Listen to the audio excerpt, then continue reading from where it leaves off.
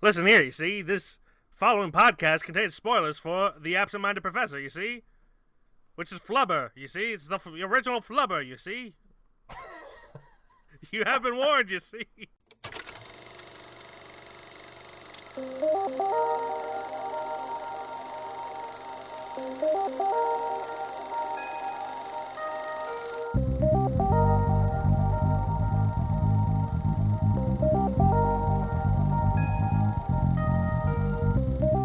What is up, everybody, and welcome back to another episode of KFR News Radio. And by the numbers, we've calculated, you see? We've calculated the numbers, we added positives, we've added all the variables possible. We are going to record today something very special for you all. As always, I am Glenjamin Button, and also we have Miguel Migusto!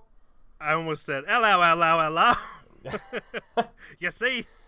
E equals MC squared, you see? You see, we've got the numbers. We've got the numbers. My number's 9. We tried to go with something like cool, like that matched like the tone of the what we did last week, and we're not scientists. We're not scientists. We straight up said that last week that we were not. Said it several times. But so instead, this time we've decided to become mobsters who are also scientifically based in knowledge. Yeah. Mm-hmm. The Mars is the 4th planet. You see? Yes, we're gonna live there one day. Yes, and we also live in the 1960s. You see? We talk so proper and long. How you doing, Glenn? I'm doing so much better now. That's good. I am. That's good. I'm glad to hear it. Listen, buddy, I know we watched some movies. I want to hear all about it. We did watch some movies. You want me to go first this time? You know what? No, I'm pretty proud of myself this week. I saw you did at least 2.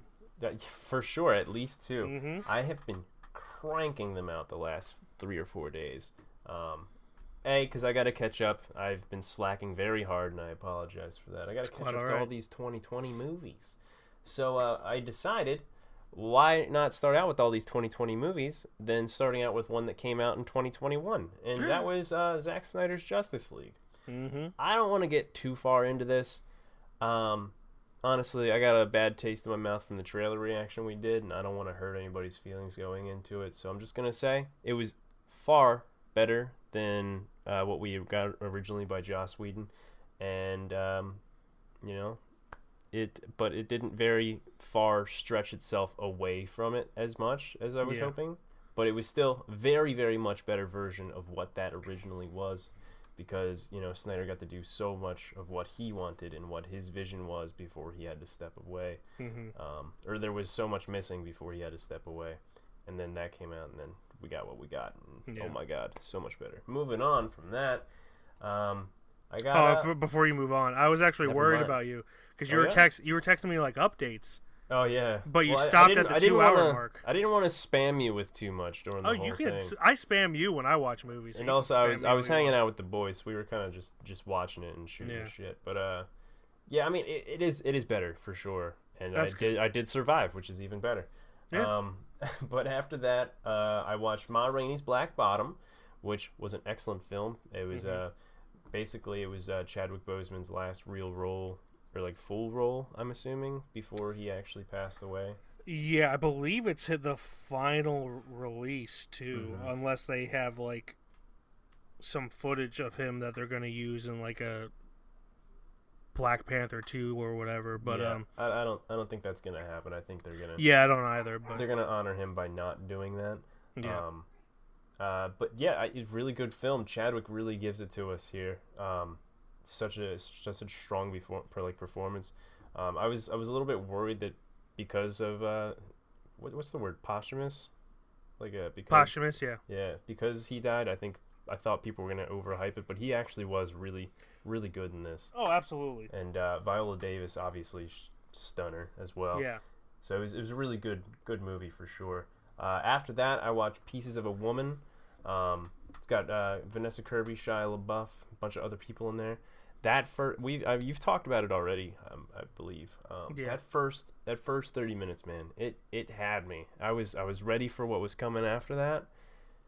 It was like I had a little bit of tears going on. I'm not gonna lie about it. It actually kind of made me gas up a little bit in the eyeball region that produced the tears. It was weird. Never felt that in my life.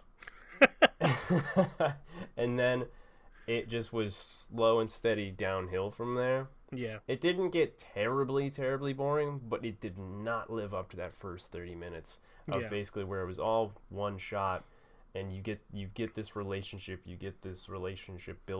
building up, and then just kind of it took it away from me, unfortunately. I really loved that first 30 minutes. I thought it was really great, and then then it just became okay after that, sadly. Yeah. And then after that, I watched The Trial of the Chicago 7, which actually I didn't expect to like at all. I really enjoyed this movie a lot. Yeah, I was in the same boat when I watched it. I just kind of thought it was like another, one of these movies. But like I actually enjoyed everybody in it. I enjoyed the story of it. I enjoyed because it was real. It was all real. And just it didn't.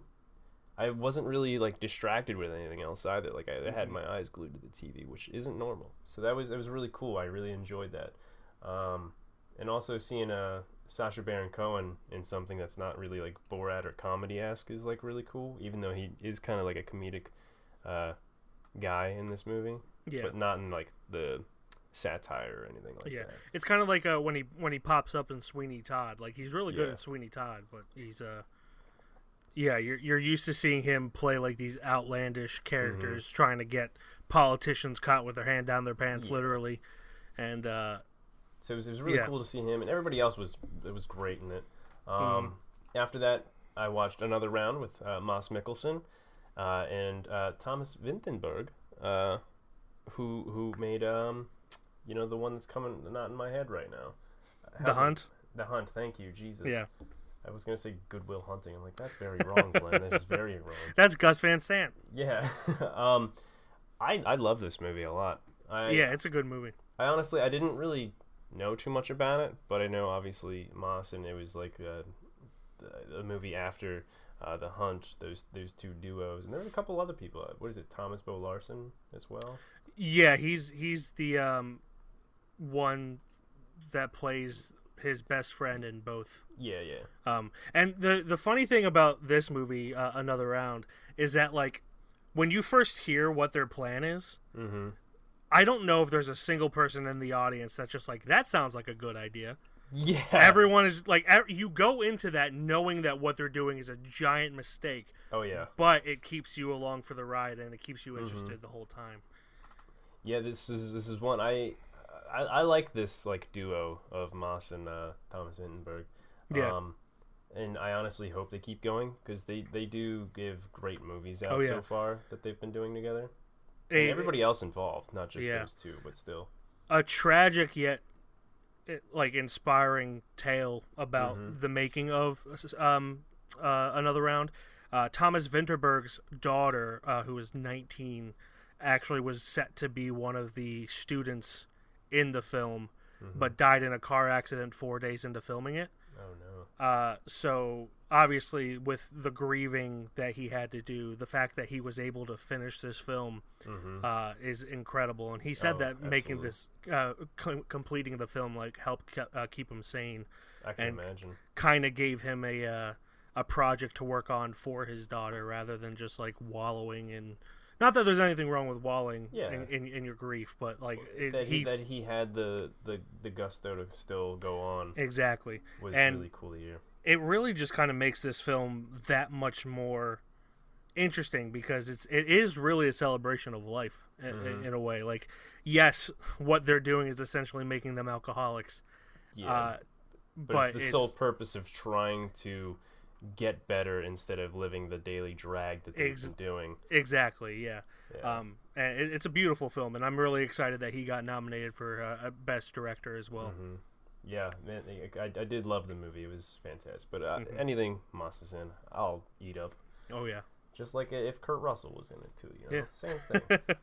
And then after that, I watched Life Itself. It's got Olivia Wilde, Oscar Isaac, Antonio Banderas. There's a lot of people's names in here. I didn't really know much about this movie, to be honest, but I know I see it a lot in ads as far as like Amazon goes or whatever. So I was like, it's got Oscar Isaac, Olivia Wilde. I like those two. Why not? So I put it on, and the first section was pretty good. Or like there were sections that were good, but as a whole, the movie kind of had you all over the place. didn't really have you attached like I was hoping it would. Yeah. In fact, I didn't even know it was going to be split up into sections. I don't know if you've seen this or not. I haven't. No. But I'll let you find out on your own. But it's kind of split up into different sections, and I wasn't really a fan of how all over the place it was in a way. Mm-hmm. So it was rough. The performances were great, but it was just kind of rough movie. It wasn't really attached. My eyeballs weren't on it all the time to stick on it. You know, it wasn't grabbing me. Yeah.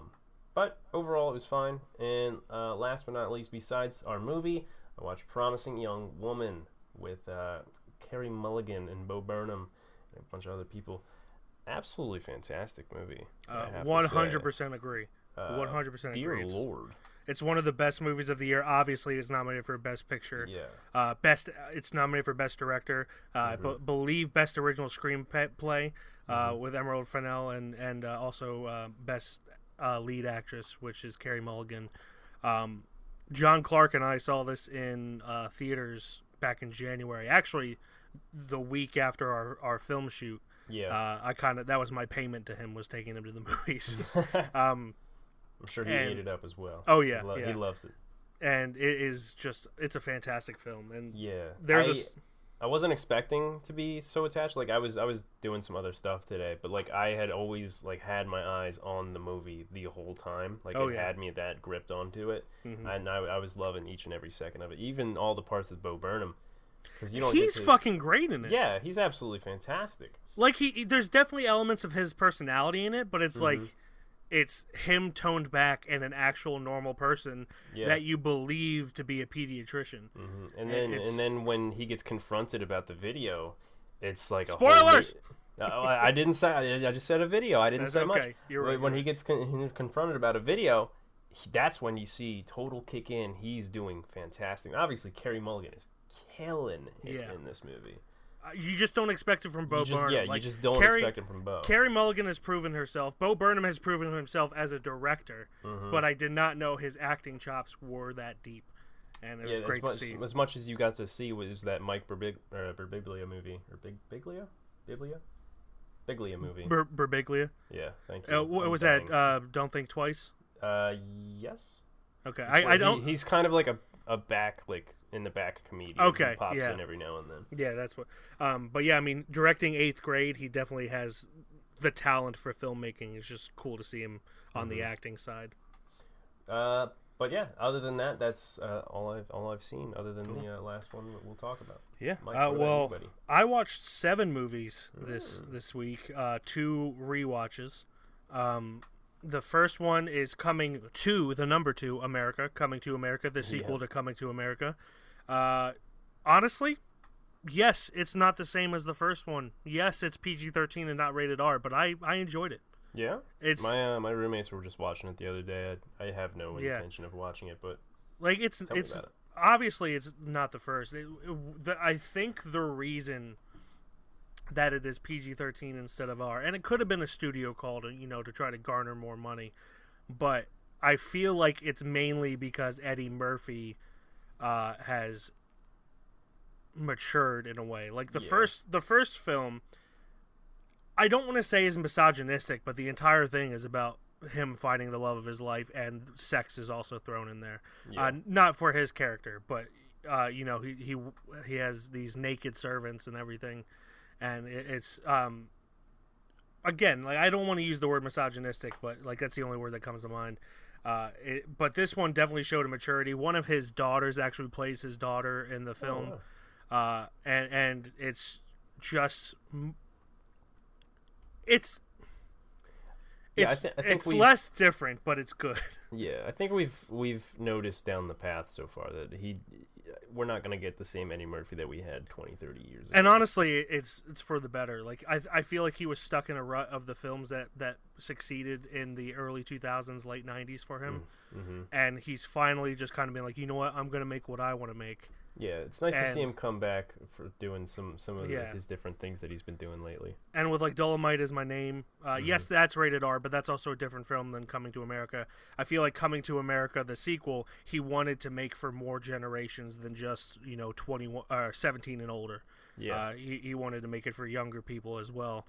And I could be wrong. I'm just speculating, but it's definitely more family friendly, and I really enjoyed it.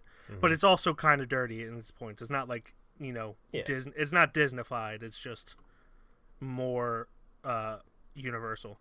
Yeah, it's filtered a little bit there. Yeah. And then I watched Sweeney Todd, the Demon Barber of Fleet Street. Not the Tim Burton one. I've watched that one several times. Mm-hmm. This one is the stage production that was filmed in 1982 with Angela Lansbury as why can't I think of her name? The woman who makes the pies.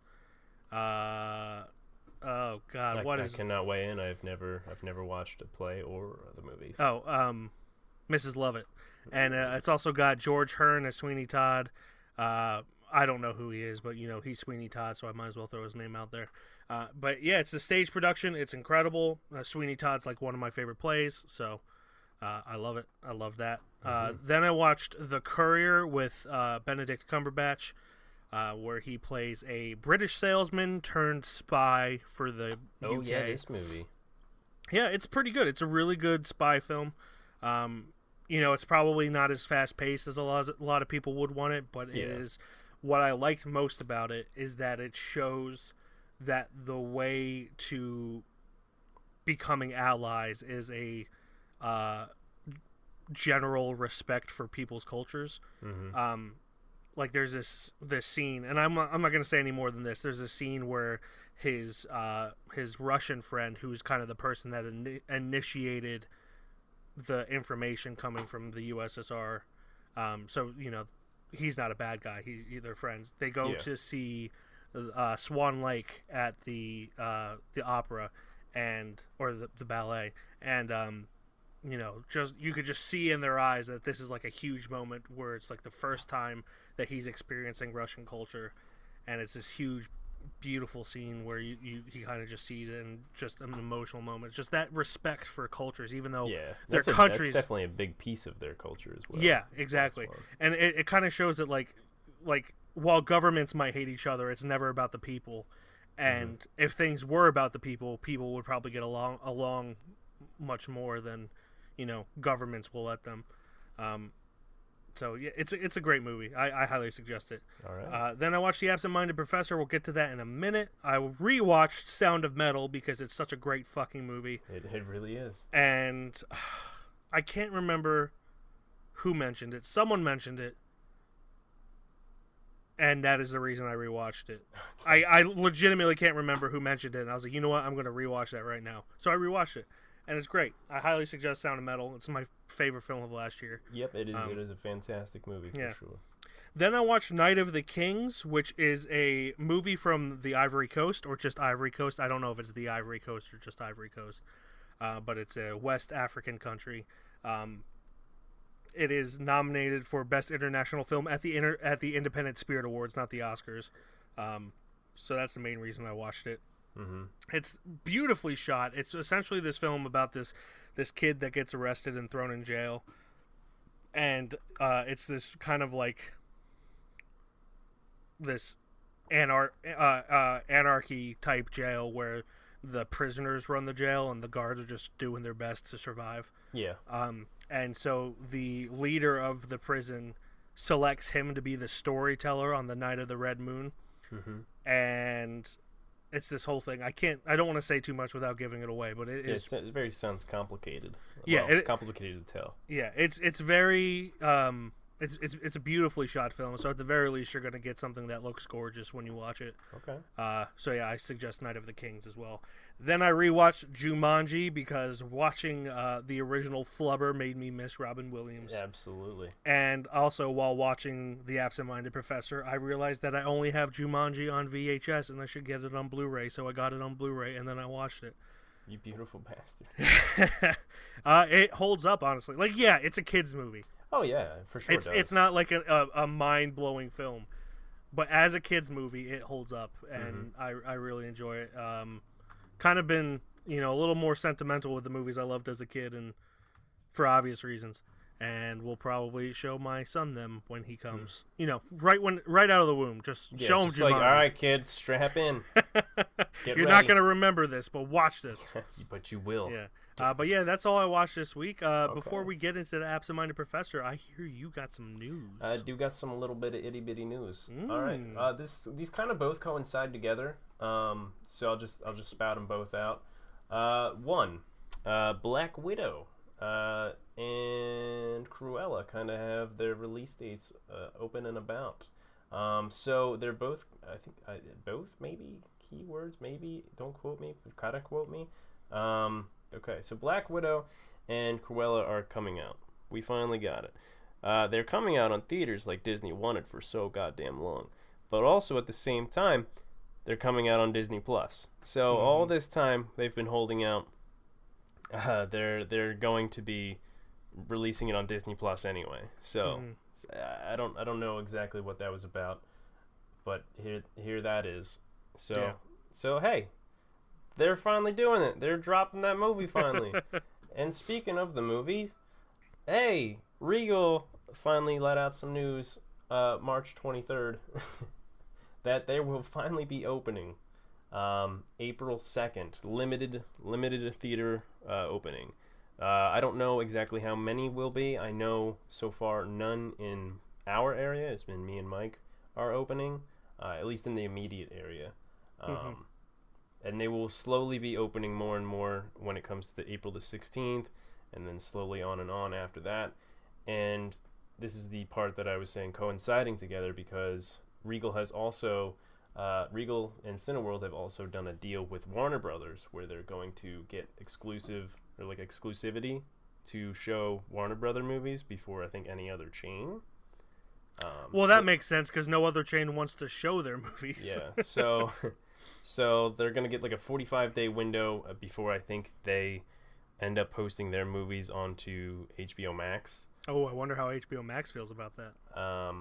I have no idea. I honestly Nor do I care. Fuck them. Yeah, I mean, I mean, Mortal Kombat, that's, Godzilla. And again, they might, I don't know if they will or not. I'm not too sure. They might release the Snyder Cut into theaters again. Well, not again, but like out there. If that's a thing that people want to do. Hey, if they do that, it'll make sense for it to finally be in that format instead of the boxes on the sides.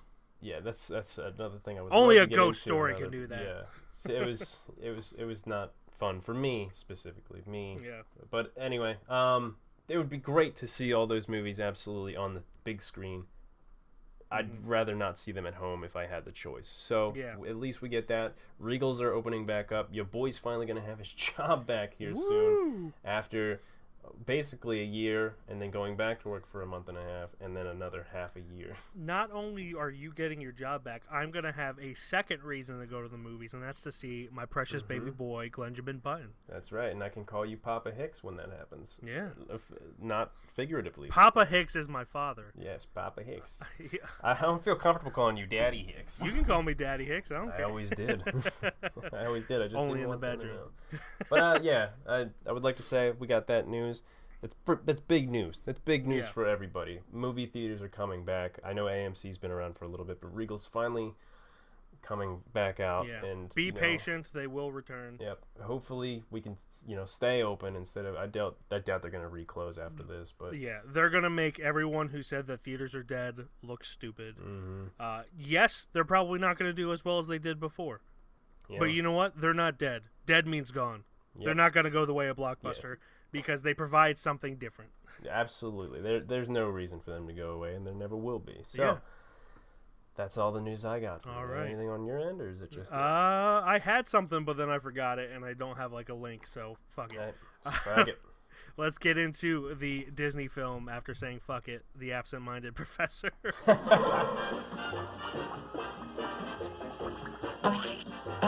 Yes.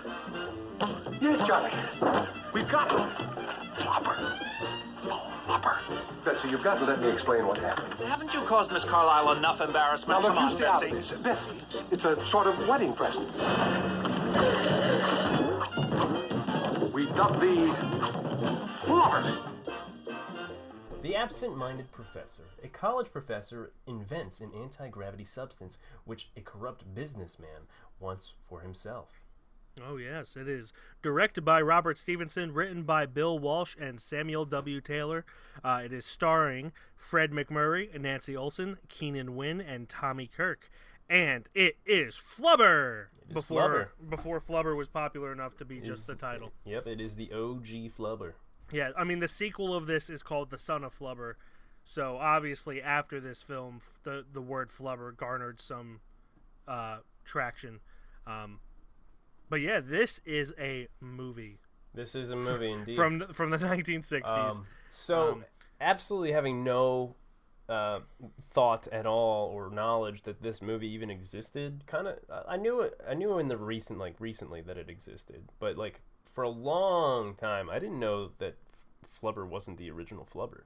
Oh, I knew. I always knew. Yeah. I'm not always. I'm not a big smart scientist like yourself, okay? I'm only a scientist when it comes to movie trivia. But yeah, I had no idea this movie really existed, so I thought the OG was the Robin Williams one. How dare I think originality was a thing? So, but joking. But it's got a very similar, if not mirrored, plot to the Robin Williams one. Like they didn't change pretty much anything in the Robin Williams one, other than the make of the car and a few modernizations. And also it really was just a remake, honestly. Yeah. Also a scene where he puts Flubber on the bottom of a bowling ball, and yeah, it is.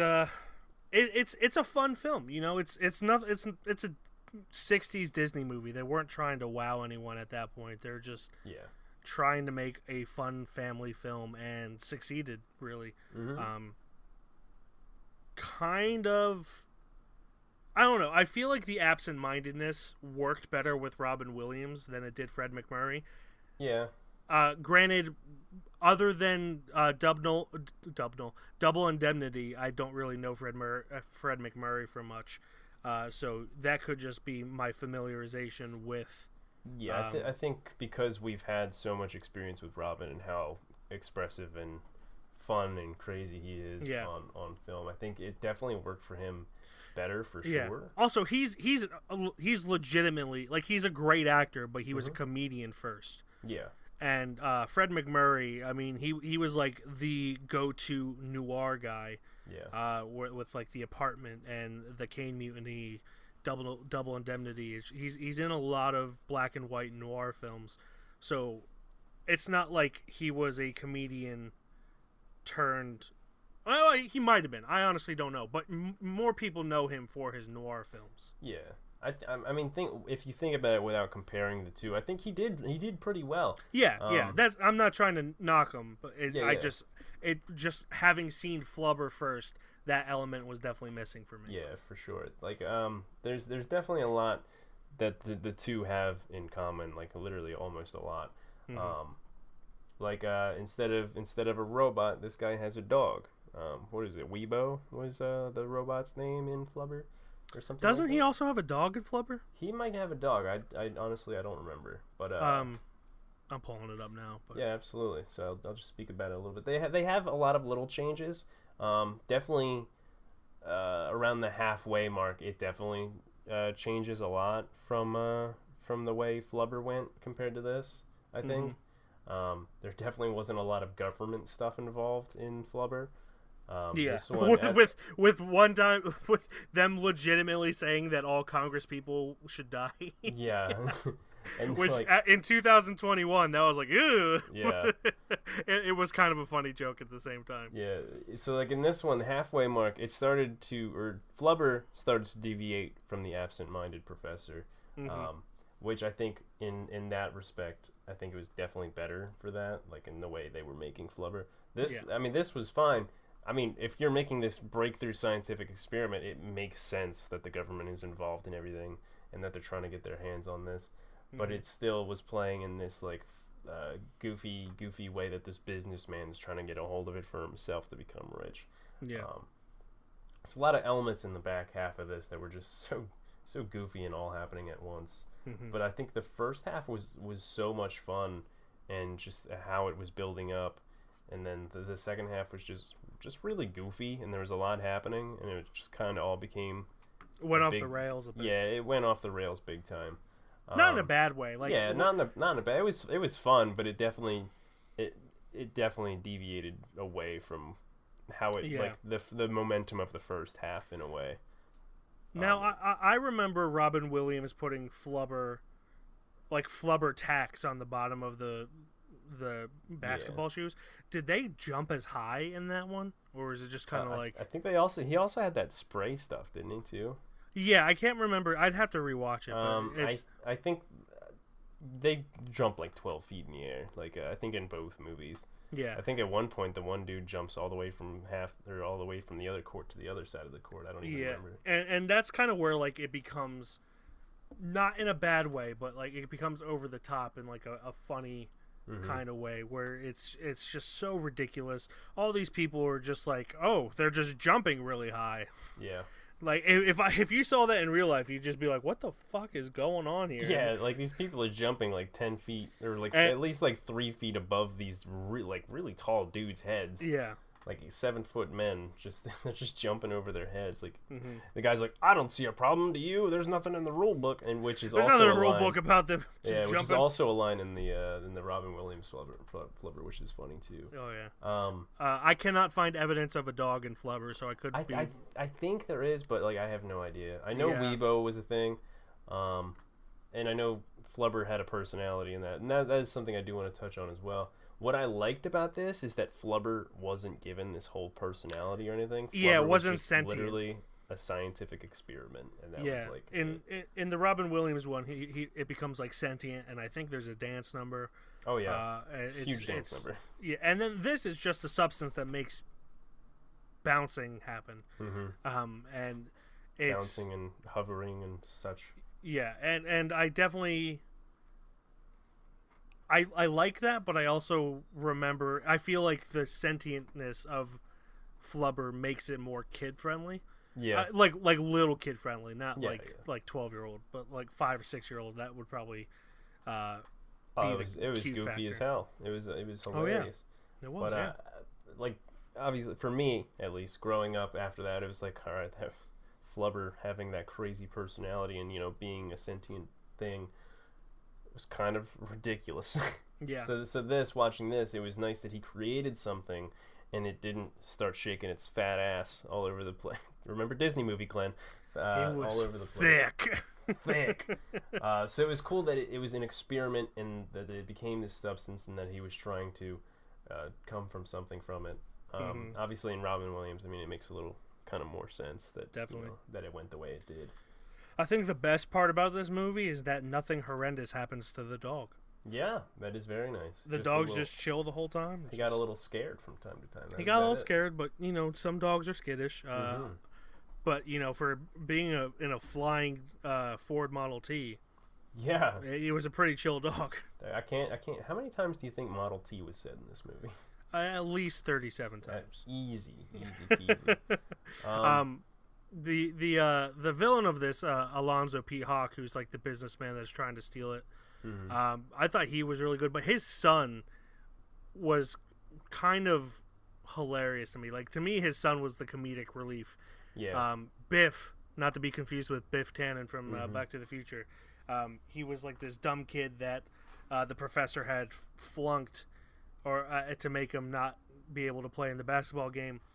But the cool thing is, like, the kid didn't care. The kid was just like, yeah, I didn't really deserve it. But the dad was, like, freaking out. I thought that was Yeah, because the dad's the big honcho in the town. He's kind of like a mobster. He's, like, has a lot of money. And he supports the school with a loan and everything. And obviously this professor, he flunks the kid because he can't even spell his own college's name correctly. So he's like, yeah, your kid's not going to play on this basketball team. You can't even pass my class. And it gets, one thing leads to another, and then next thing you know, there's a rivalry going on between the two. But yeah, he was really goofy for sure. He was, and he kind of got the last laugh too with his dad being tricked into wearing the shoes and jumping off the balcony. That whole segment where he's just bouncing higher and higher and higher. Yeah. That was so goofy. Like, there's this one point where they're interviewing like this specialist, and he's just like, well, I calculate that he's gaining 18 inches every time he bounces. So he's going to be in some real trouble at 7 p.m. Yeah, 7 p.m. He's going to be in some real trouble. It's just, it's so goofy, and like all the things they do to try to get him to stop bouncing. They have like a trampoline for him, and yeah, they got the fisherman. They got the trampoline. They got the what is the last one? The one that works. Football team. Yeah, the football team tackles him, which is his son's idea. Which I just thought that was a really funny segment, and while it's definitely somehow more out there than Flubber, I really enjoyed it. Yeah, I think that's what made it really nice. This movie really never made itself to be serious. Yeah. Like, no matter what, it was just goofy the whole time. And even for the 60s, I think that's kind of really cool. I mean, it is made by Disney, but still, it is really cool for something of its time to just be goofy the whole time. Even when the government's involved too, it's still just goofy the whole way through. When I that does bring me to the end where like I feel like it went on maybe 5-10 minutes too long. Where like, you know, the Robin Williams one, not to keep comparing it, but the Robin Williams one, and literally pretty much any other movie where a couple drives off in the sunset, it should have ended there, but instead they go all the way to Washington, D.C., and have this very long, unnecessary segment where he's flying around Washington, D.C., and the military thinks they're being attacked, so they like aim missiles at him and all that. It's unnecessary, but it did have one of the bigger laughs for me when he's flying in front of Congress and the Capitol building, and he says, someone says, "We can't fire there. That's the front of the Capitol building. If we do, every single congressman in there will lose their lives." And the general thinks for a second. He says, "Get ready to fire." Yeah, I mean it was funny because at that moment, I was thinking like this movie could have ended 10 minutes ago and I'd be okay. Yeah. And then it ended. I was like, oh, that makes okay. That's fine then. Yeah. I can deal with that. It's definitely like it's not long, but it's definitely not needed. And I'm curious if they were just padding it or if that was part of the original plan. But it makes it a less complete film for me. Yeah. Where even though it's longer, because they added that, I feel like it could have done it with another cut, where you remove that part. Yeah, I think the only real negative that I have with this is that I think towards the end of the movie they were definitely making Betsy's character kind of dumb, in that I was like, oh, huh. Yeah. I was like, oh, that's. I mean, okay. I mean, it is what it is, but like. She's kind of being really dumb here around. Not only that, but I feel like, yes, she was stood up at the altar 3 times. Yeah. But, like, she also knows the kind of person he is. And she should know that he probably was just, like, excited by something else. And that's not to say that if this were real, that's how a woman should act. Yeah. But in the film... You know who he is. You know he's cartoonishly absent-minded. It's called the absent-minded professor. And there's this guy that you're riding around with who is obviously just trying to steal you away from him. And it's... Yeah. She never gives him the benefit of the doubt. And I don't feel like they established that well enough with, you know, her being stood up 3 times. Whereas, like, even though when she's first introduced, it's only 2 times. And she's still relatively optimistic. And kind of defending him, and then the 3rd time happens, and she does a complete 180. Yeah, and then towards the end of the film, when they were flying around D.C., she was just kind of being, and no offense to any actual blondes, she was kind of being a blonde during the whole thing. Hey, now I'm a blonde. So are my eyebrows, but here we are.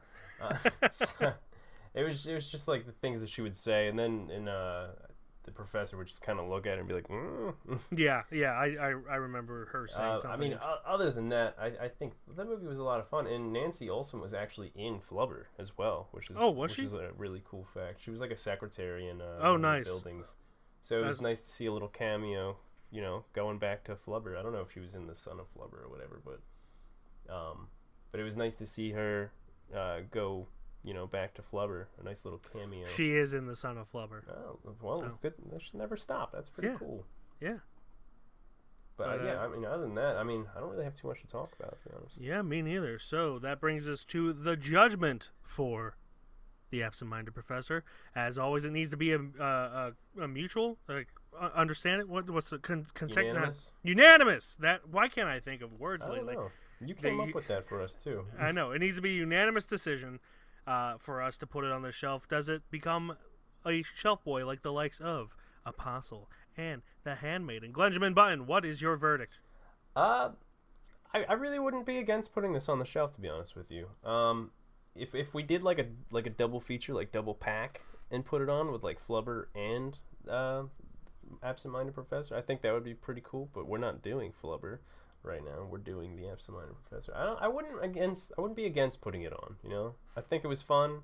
It was pretty genuine. It did get off the rails a little bit towards the end, but like I didn't hate it in any way. Like I was having fun, just goofing around. So yeah, I'd put it on. Why not? Yeah, yeah, that's up to you though. Like, like I said, I'm also not against not putting it on though. Yeah. Too, so I really enjoyed this, but I feel like, especially lately, you and I have both been trying to be a little more restrictive of what we put on the shelf. Mm-hmm. This was a fun movie. It was a good way to pass the time, but it didn't wow me. Yeah. It's not something that I will probably ever watch again unless someone wants to watch it. Little roulette happened again. Yeah, if a little roulette happened again. I'm okay with this. I just don't think it has quite enough to put it on the shelf.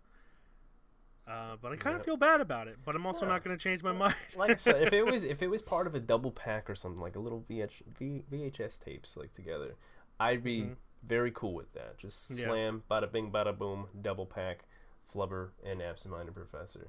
Yeah. And then we can watch both, and that's what, maybe 3 hours of our lives. Yeah, probably something like that. But yeah. If not, yeah, whatever, dude. So the Absent-Minded Professor does not make it on to the KFR shelf, but we don't put it in the trash can. Yeah. No, it's positive thoughts. Okay? Yeah, I'd probably just return it to Blockbuster, go back in time, and be like, hey, absolutely. I enjoyed this, but I'm not going to purchase this. But yeah, so that does it for the Absent-Minded Professor. That brings us to plugs. Glenjamin Button, what is your plug for this week? For me, I've talked about this man a few times on this podcast, and he's nothing but a saint in my heart, and always produces such great content. Mark Rabier. Just he's been doing streams a lot lately on YouTube, and just makes songs. We've talked about it a few times. His last one that he just recently posted was called Vaccinated Attitude. God, this man makes bops, you know. And so like he's been with his music, he's been trying to get people to go out there, do the right things, like especially with this this Asian hate thing that's been going on. He's been very positive about like trying to not fucking hate each other. Get vaccinated, that's another topic, and this one obviously is about that. Basically, the song's about him getting vaccinated. All right, let's go fuck now, is pretty much to summarize it as best as possible. But this is the guy that has the song about boobs, too, right? Absolutely. Yeah. And it just makes it fun. It's it's always beautiful, and it always makes you bob your head, and, you know, honestly, get vaccinated. So go give that a listen to. Vaccinated Attitude by Mark Rabier on YouTube. I'm sure there's other places you can find it as well, but that is the main source right there. I say this Pfizer Moderna, I got the vaccine up inside my Pfizer Moderna, I got the vaccine up inside my Pfizer Moderna, I got the vaccine up inside my got that vaccine up inside my life. I got that vaccine and I'm feeling just right. Got vaccine in the motherfucking day.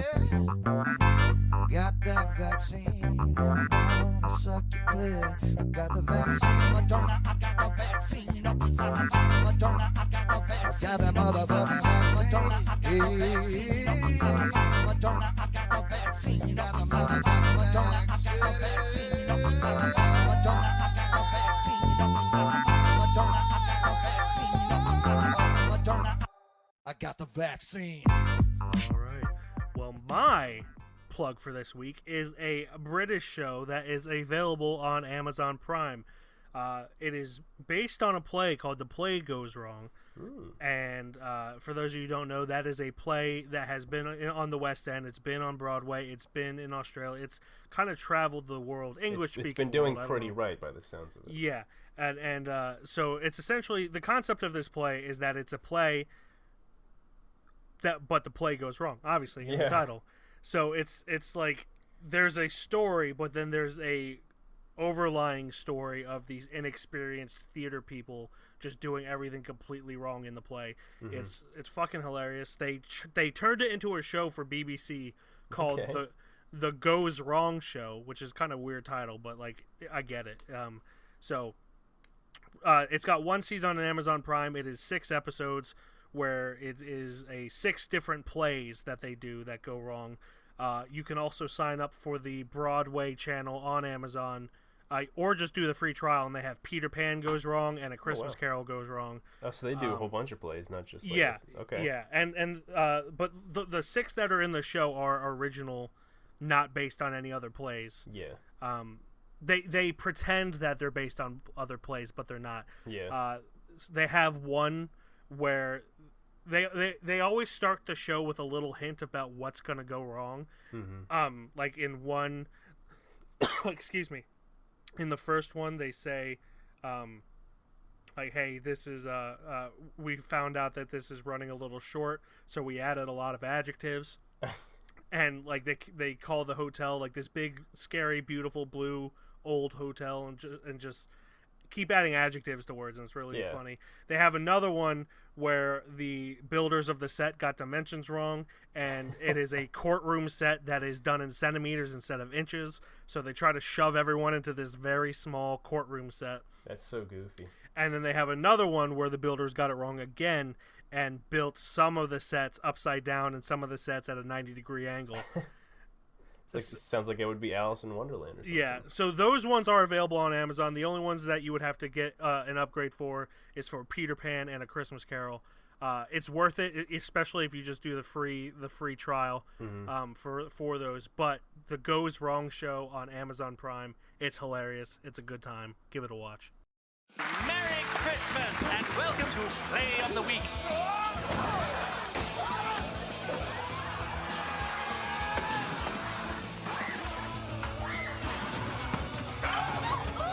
A brand new series of The Goes Wrong Show starts with a Christmas special on BBC One and iPlayer. All right. Yeah.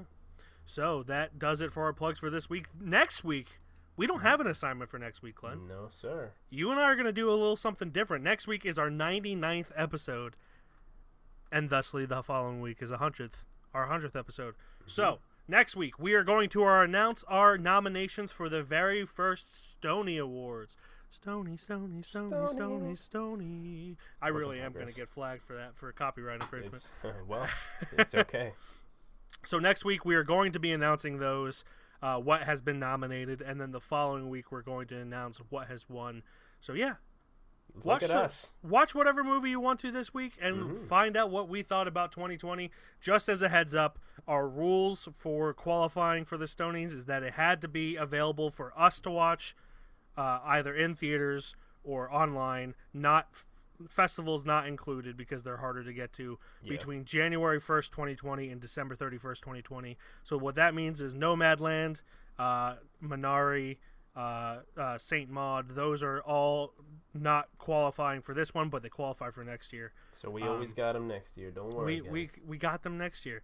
That is just because, we weren't able to watch them until 2021. So yeah, there's that. In the United States, to try to make it easier on us. Yeah, a little like bit. I know Saint Maud released in theaters, I think in 2019.